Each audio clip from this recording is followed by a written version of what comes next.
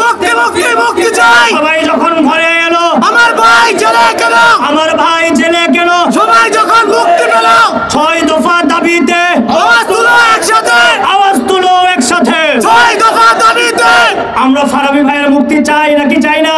চাই। শুধু ফারাবী নয়, ফারাবীর মতো করে আরো যে সমস্ত ইসলামপন্থীরা কোন ধরনের অপরাধ কর্ম না ঘটিয়ে বা অপরাধের সাথে সম্পৃক্ত না হয়ে জেলের বা কারা প্রকোষ্ঠে নিক্ষিপ্ত হয়েছে, তাদের প্রত্যেকের মুক্তি আমরা চাই। এতই হতভাগা যে আমার বিরুদ্ধে এক অভিজিৎ রায়ের হত্যা মামলা হয়েছে 3টা। এবার আপনারাই বলুন, এই ধরনের ঘৃণিত কাজ কি কোনোভাবে আমরা তাওহীদি জনতা মেনে নিতে পারি? আমি আপনাদের সামনে আরো স্পষ্ট করতে চাই, অভিজিৎ রায়ের যে হত্যাকাণ্ড ঘটিত হয়েছে সেখানে শফিউর রহমান ফারাবীর হাত আদতে আছে কি না সেটা আপনারা ইতিমধ্যে আমি আপনাদের সামনে সুস্পষ্ট করব ইনশাআল্লাহ। শফিউর রহমান ফারাবী বিজ্ঞ আদালতকে একটি জবানবন্দি দিয়েছেন, সেখানে তিনি স্পষ্টই দাবি করেছেন এবং তার বক্তব্য লিখিত আকারে এমনভাবে পেশ করেছেন যে আমাকে যখন র্যাব গুম করে তার ঠিক 2 দিন আগে তথা 2015 সালের 26শে ফেব্রুয়ারি অভিজিৎ রায়কে শাহবাগের টিএসসি চত্বরে হত্যা করা হয়। এর 2 দিন পরে যখন আমাকে গুম করা হয় তথা 28শে ফেব্রুয়ারি 2015 সালে, তখন আমাকে গ্রেফতার করে সিলেটের বন্দর এলাকা থেকে। র্যাব তাদের সাংবাদিক সম্মেলনে বিভিন্ন মিডিয়াকে ডেকে এনে বলে আমাকে গ্রেফতার করা হয় যাত্রাবাড়ি এলাকা থেকে, অথচ আমাকে গ্রেফতার করা হয়েছিল সিলেটের বন্দর এলাকা থেকে। এবার আপনারাই বলুন, র্যাবের এই চক্রান্ত সুস্পষ্টই মিথ্যা, সামনে সুস্পষ্ট। এমনকি তিনি আরো বলেছেন, আমি আপনাদের সামনে বাস্তবতা আজ তুলে ধরবই, আমি আজ শফিউর রহমান ফারাবীর মুখপাত্র হয়ে এখানে এসেছি, শুধুমাত্র বৈষম্যহীন কারামুক্তি আন্দোলনের সঞ্চালক হয়ে আপনাদের সামনে আসেনি। তিনি আমাকে আরো বলেছেন, এমনকি তার ওই জবানবন্দি লিখিত আকারে আমি চাইলে আপনাদেরকে এভিডেন্স এবং এই মিডিয়াকে দিতে পারবো। তিনি বলেছেন, যদি এই দেশের মিডিয়া কিংবা এই দেশের বিজ্ঞ আদালত চায় তাহলে আমার 2টো পার্সোনাল নাম্বার আমি আপনাদেরকে দিব, সেটা আপনারা ট্র্যাক করলেই দেখতে পারবেন। 2015 সালের পুরো ফেব্রুয়ারি মাস, 26শে ফেব্রুয়ারি তো আমি তো কোনোভাবে টিএসসি চত্বরে যাইনি, বরং পুরো ফেব্রুয়ারি মাস আমি সিলেটের বন্দর এলাকায় আমার ভাড়া বাসায় কাটিয়েছি। তাহলে এখান থেকে এটা স্পষ্টই বোঝা যায় যে ব্যক্তি পুরো ফেব্রুয়ারির 1 মাস জুড়ে ঢাকায় আসেনি, সিলেটের বন্দর এলাকা থেকে সেই ব্যক্তি কিভাবে অভিজিৎ রায়ের হত্যাকাণ্ডে জড়িত থাকতে পারে সেটা কোনোভাবে এই দেশের আপামর জনতা মানতে পারে না। আমি আপনাদের সামনে আরো একটা ব্যাপার স্পষ্ট করতে চাই। উনি আরো বলছেন, এমনকি তিনি আদালত ও বিজ্ঞ বিচারকদেরকেও পর্যন্ত বলেছেন, এদেশের শাহবাগী রাম বাম আমার নবী এবং ইসলামের বিরুদ্ধে কলম ধরে এদেশ পাড়ি দিয়ে ইউরোপে গিয়ে বাড়ি গাড়ি পর্যন্ত করে ফেলে, আর আমরা ইসলামের পক্ষে লেখালেখি করে, নবীর ইজ্জতের পক্ষে লেখালেখি করে কলম ধরে আমাদেরকে কারাগারের প্রকোষ্ঠে নিক্ষিপ্ত হতে হয়। এই জবাব কি দেশের আদালত দিতে পারবে? শফিউর রহমান ফারাবীর এই দুঃখ ভরা বকণ্ঠ আমি আজ আপনাদের সামনে উচ্চারিত করছি শুধুমাত্র এই জন্যই, শফিউর রহমান ফারাবীর গত দীর্ঘ 9 বছর পর্যন্ত কারাগারের প্রকোষ্ঠে আবদ্ধ হয়ে আছেন।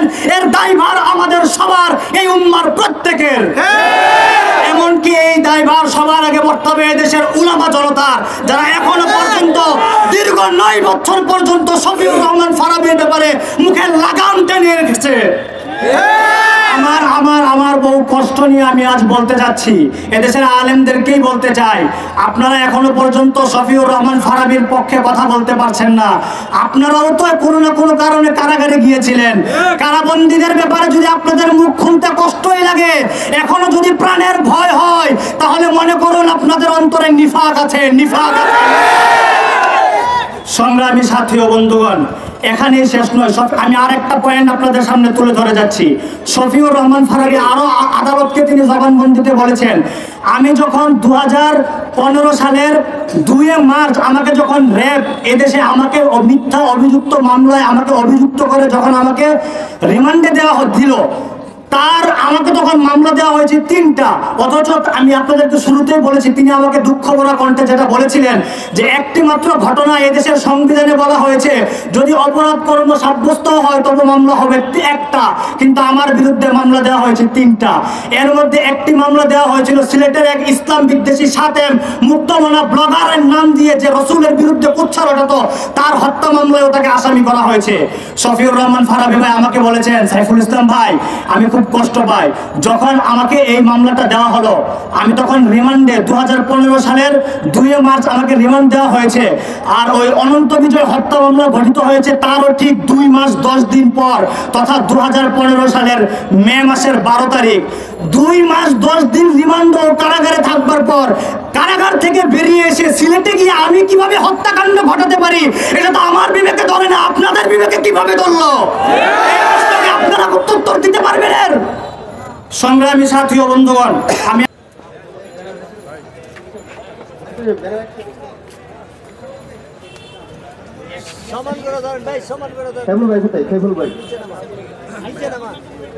السلام عليكم ورحمة الله وبركاته. الحمد لله رب العالمين والصلاة والسلام على رسوله الكريم. أما بعد فأعوذ بالله من الشيطان الرجيم. بسم الله الرحمن الرحيم. সংগ্রামী সাথী ও বন্ধুগণ, প্রিয় দেশবাসী, আপনারা সকলেই জানেন আজকে বাইতুল মুকাররমের উত্তর গেটে বাদ জুমা বৈষম্যহীন কারামুক্তি আন্দোলনের পক্ষ থেকে ইসলামিক লেখক শফিউর রহমান ফারাবী সহ নিরীহ মাজলুম উলামা তুলাবা ও সাধারণ জনগণের মধ্য থেকে যারা অন্যায়ভাবে প্রহসনের শিকার হয়ে মিথ্যা মামলায় খুনি হাসিনার প্রোপাগান্ডার শিকার হয়ে যারা কারাগারে এখনো পর্যন্ত বন্দী আছে, তাদের মুক্তির লক্ষ্যে বৈষম্যহীন কারামুক্তি আন্দোলন আজকে বিক্ষোভ সমাবেশের আয়োজন করেছে।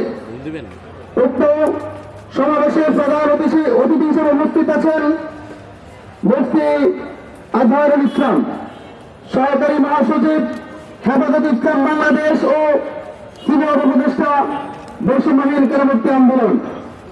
আজকের এই বিক্ষোভ সমাবেশে বিশেষ বক্তা হিসেবে উপস্থিত আছেন মুফতি মোহাম্মদ শরীফুল্লাহ, সহকারী প্রচার সম্পাদক হেফাজত ইসলাম বাংলাদেশ ও সিনিয়র উপদেষ্টা বৈষম্যহীন কারামুক্তি আন্দোলন।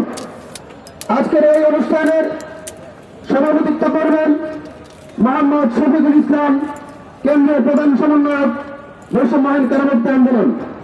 আজকের এই অনুষ্ঠানের সঞ্চালনা দায়িত্ব পালন করবেন মোহাম্মদ সাইফুল ইসলাম, কেন্দ্রীয় সমন্বয়ক বৈষম্যহীন কারামুক্তি আন্দোলন।